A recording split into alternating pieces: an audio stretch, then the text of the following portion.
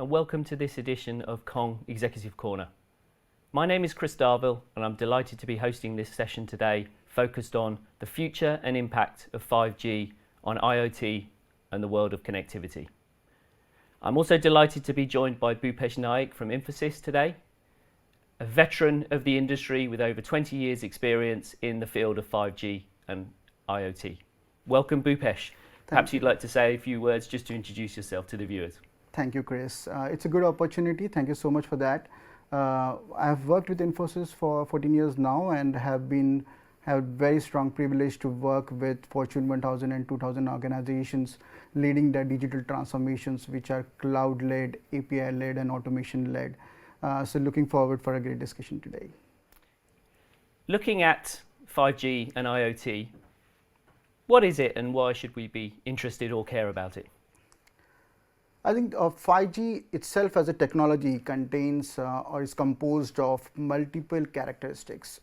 If you look in that way, the first characteristics is about having a low latency communications. Low latency communications is all about having to be precise in terms of how the data has been shared in a very short time. We are talking about in 4G we had around 100 milliseconds, and now in 5G we have 1 millisecond response time. So that's a massive change that we are seeing in 5G, and we would see that solutions and industry solutions using this precision based communications more, and we can speak about that later in the discussion. The another one that I clearly see is the high bandwidth communications. When I talk about high bandwidth communications, we are talking about moving to 10 Gbps, sharing of data over the 5G network. The next one is about the network architecture itself is transformed so much in 5G that you can now have a digitally scaled on-demand network through a network slicing as a feature that 5G provides. And last but not the least is about having to have multiple devices interact each other in a very high dense environment. Here we are talking about having approximately 1 million devices interacting with each other in a 1 kilometer square area, and now that's a huge change that we were looking at from where we were in 4G as well. So massive amount of change that we could see in 5G, and it brings a plethora of new opportunities that we can leverage these capabilities for. Is there perhaps a practical example you could give us to kind of bring it to life to the viewers of what it actually means in practice? Oh, absolutely. I think if you look at some of the solutions that we are working with the larger network providers in the market, one solution is about creating images of large fields through drones and having to submit them for creating analytics on top of it. So let's say you can use a drone to kind of view large farm fields or a livestock, capture those images, make data analytics on top of it, and give insights to the farmer. Now that's just one example of how a remote set of environment you can monitor through creating data and insights. Now apply the same to a larger network infrastructure or physical infrastructures like oil fields, etc., and you can actually have remote infrastructure monitored real time through a digital replica of that, as we call digital twin, and use 5G and IoT to bring new opportunities and create an environment that is more real time in terms of feedback that you can act on the different assets, physical assets in the real time. Bhupesh, when looking at the industry in general, how is that having to adapt and change as in order to respond to these new trends around 5G and IoT? It all depends on what solutions we are talking about here. And take an example of insurance industry. I believe that soon we will have insurance organizations providing their consumers a set of solutions which are primarily IoT led and using the 5G ecosystem. Take an example of cars that can actually provide data to the insurance organizations while the driver is driving, and actually that telematics data can be used to create new policies and modify the policies and help the drivers to kind of gain more advantage, provided he drives better than he or she was earlier. So that kind of solutions will help the consumers more often, and the organizations who are providing those solutions. Again, from insurance perspective, if you have bought like a house insurance, then you would also have solutions like house monitoring coming up, and that will also help the consumers in a way to keep keep the claims amount down, as well as the EMIs on the insurance can also come down if you have the proper house monitored. So that's the kind of change that we would see in organizations who would never have thought of adopting IoT or 5G in a way that we could see in future. The another set of disruptive capabilities would be in areas like education. So in education, you would see that the students or the learners are primarily learning through only reading, listening, or watching videos. But 5G and IoT can bring you an opportunity to actually experience the subject, right? So you can immerse yourself into a forest and look at the leaves and the flowers and actually experience the learning mechanism versus just reading or visualizing it. So that is going to change the game in terms of how augmented reality and virtual reality can be used in the domain of 5G and IoT. So that's the another way of looking at it. Obviously, the most prominent way of the industry adopting would be to create a digital replica of a physical assets, and we call it digital twin in the industry, that helps you to kind of create a visual 3D model of something as physical as a car or an oil field or a complete telecom tower. Now that you can use the digital replica, you can use to create visualization in such a way that you can see a heat maps in real time, and then take actions based on the analytics and insights, and give a feedback back to the physical assets to either create the necessary changes within the physical asset. So that's the kind of industry adoption that we would see in the market with the kind of capabilities 5G and IoT. In your experience, Bhupesh, what are some of the challenges that you see companies having to overcome in order to take advantage of some of these new trends? Yeah, there are definitely few challenges. And the first challenge is about having to have relevant industry standards in the market to have the communication of data happen more seamlessly. We are seeing a lot of initiatives by TM Forum in this respect. Infosys is partnering with them to also help support create those standards, and we are also seeing the adoption of those standards progressively and increasingly into multiple organizations. So that's something a good news in this respect. The second one is about being able to kind of open the internal applications that you have and also connect them to the external applications. For that, you need very strong API platform within your ecosystem that helps you to take the advantages of what 5G provides. Example, low latency communication, high bandwidth, ability to kind of communicate in those environment, and also very secured. So we will look forward for those solutions to tackle these challenges. The next one is about able to have right regulatory environments in so many number of regional variations that we have. When we are talking about sharing the data, it's all about how secure it is, how private it is, and also considering that the devices are so much distributed in nature, you will see a lot of regulatory policies influencing those solutions, and we need to be ready to adopt that within our application infrastructure. So those are the few challenges that I feel, but I think the good news is that for every challenge that we know, there are solutions and there are certain initiatives in the market that has been taken to tackle this. So we would see that diminishing position of those challenges, and really looking forward for nice new solutions leveraging 5G and IoT. You mentioned there's something interesting around some of the regulatory challenges and around privacy of data and security of data, but you said that maybe the regulation is not quite there yet. Are we still a little bit behind in terms of them setting out the regulatory standards for how this should all work? I think there are initiatives by each of the country and the regions taken to kind of ensure that you don't violate or any kind of consumer advantages. So that's the first thing.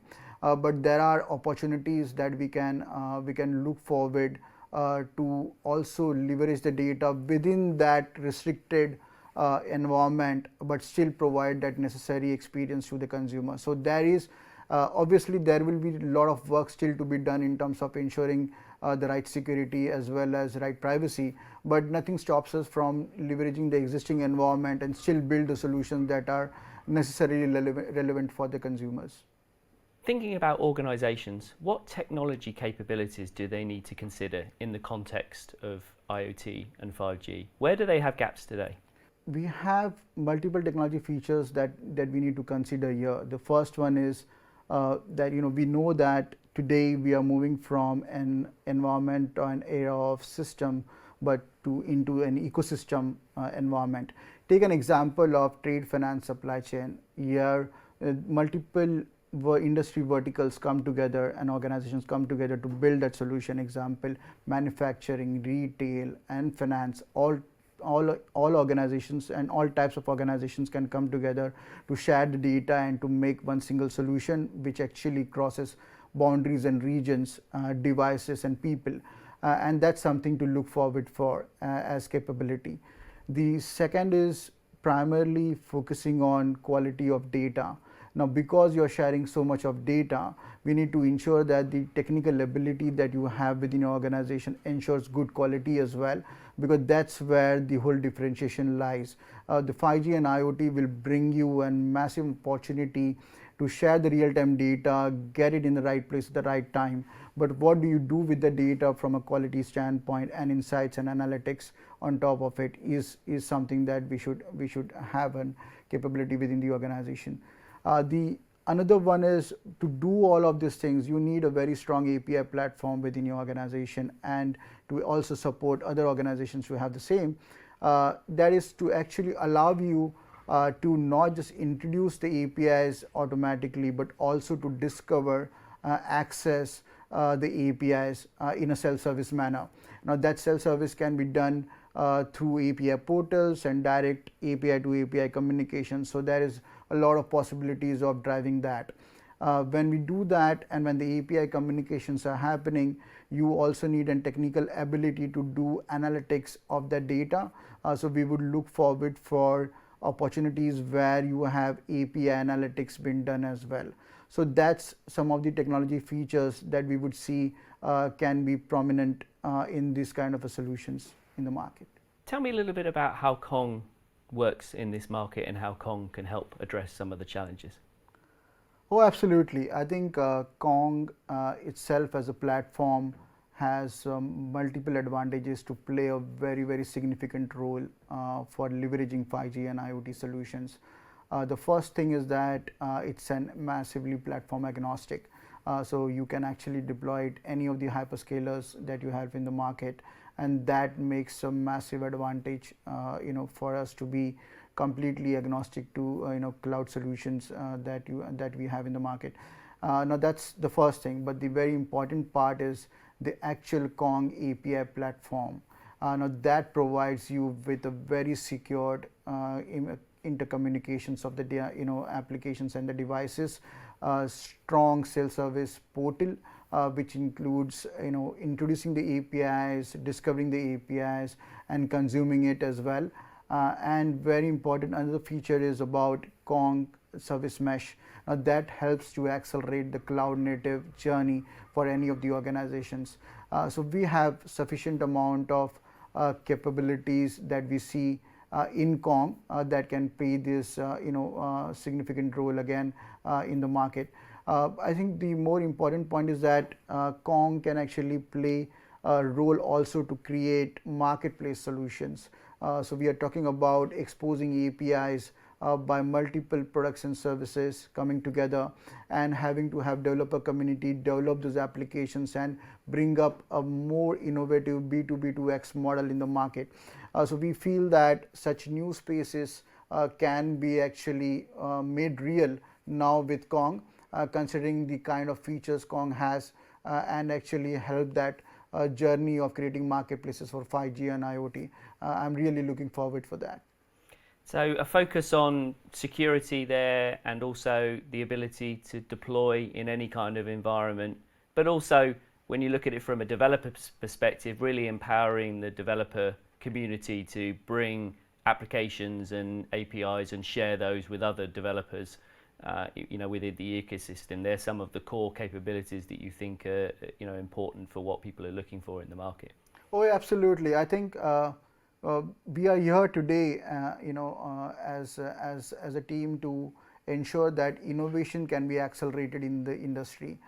Innovation can only be accelerated if you have access to assets like APIs, data, integration. So, and if you have an access to such kind of a capabilities on demand, on scale, then you can create new applications, make it available to your end consumers or to your B2B partners. Now that is possible when we talk about using Kong to create the platform with a set of APIs that are from the participating industries and the organizations. And I believe that access itself will actually can harvest a lot of innovations in the industry, and that's going to be more motivating to developers who are not only just independent but also organizations who want to kind of create that motivation within their own employee structure to drive new innovations through APIs. Bhupesh, how is Infosys working with Kong to address some of the challenges that we see in the market? Our partnership with Kong, in the industry is underpinned by a strong nature of, ecosystem where we see cloud native and API-led transformations are going to play a significant role in the industry. Now, to do that, what we are doing is we are leveraging the platform that Kong provides, which contains the Kong's API platform, the Kong service mesh, and the Kong's API portal. What we are doing is we are creating frameworks that will help our organizations to accelerate the journey of creating APIs. We call the framework as one-click API, and we are leveraging Kong to deliver that. We are also working with within our organizations to develop a framework that helps also to accelerate the journey of creating microservices and delivering them as an API and bringing them to the platform much more faster than what it was. And Kong has so many features across these three suites of capability that can be leveraged to drive that as against any other API platform in the world. We are also working from a go-to-market perspective with Kong in terms of bringing solutions in the market that is to actually drive new innovations. Again, focusing on 5G and IoT. I named a few solutions. We're talking about drone as a service. We talked about insurance industries having assisted services. So some of them are the ones that we can talk about. We are also talking about creating digital twins in the market through Kong's API platform. So those are the innovations that we are really looking forward to bring in the market, working alongside Kong and with our customers and prospects. So it sounds like obviously the strength of the Kong platform, but together with all of the expertise that Infosys has, can really help organizations accelerate their time to value, I would call it, from the combination of both. Oh yes, absolutely. And if you see, when we talk about 5G and IoT, people do have an apprehension about the business case itself sometimes, that if I bring a particular 5G and IoT solution in the market, would it be viable as a business itself? So it is very important that we accelerate and fail fast if required, but also keep on innovating vigorously in this market, because disruption can come from any part for an organization. So all of this, what we are doing along with Kong in terms of the go-to-market solutions, creating the frameworks and accelerators, is all part of a vision and a strategy that will help the organizations today to take a leap of innovations into the industry in such a way that they can create new products and services as fast as possible, and if they think that it's not viable, they stop it, but still continue to innovate and bring new experiences to their consumers. Yeah, A really exciting partnership, one I'm really looking forward to as well. Absolutely, Chris. And same year, we are looking forward for a great partnership working along with you and the team, and really looking forward to bring in new solutions of 5G and IoT to our Fortune 1000, 2000 customers. That's all the content we had prepared for you today. I would like to again thank Bhupesh for being with us today, sharing all his knowledge and expertise in the area of 5G and IoT, and thank you very much for watching.